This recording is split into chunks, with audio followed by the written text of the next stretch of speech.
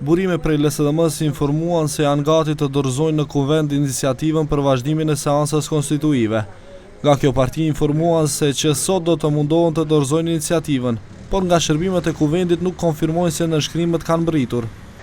Seanca pritet që të thirret në orën 16, por sipas informatave, LSDM nuk ka arritur të dorëzojnë iniciativën në kohë.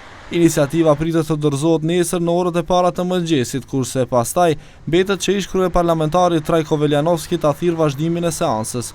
Në rast se Veljanovski nuk e thërret seancën, sipas rregullorës, atë mund ta bëjë deputeti më i vjetër, e që është ai BDI-s Branko Manojlovski. Në seancën e parë do të duhet të zgjidhet edhe kryetari i ri i kuventit, kurse sipas burimeve brenda BDI-s, kandidat më serioz për këtë post është Talat Xhaferi.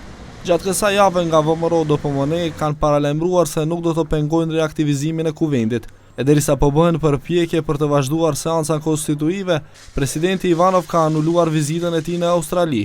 Zyrtarisht nga kabineti i presidentit informojnë se arsyeja e anulimit të vizitës janë tensionet mes Turqisë dhe Unionit Evropian.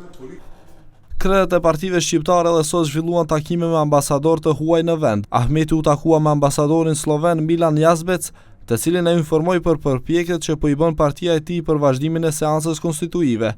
Me Jazbec u takua dhe kreu i LRPDSH Zjadin Sela. Sela i ka thënë atij se vetëm zbatimi i plotë i deklaratës së partive politike shqiptare dhe sidomos të rekomandimeve të Komisionit Evropian dhe raportit të Pribes do të sjellin ndryshime pozitive për vendin dhe qytetarët e saj.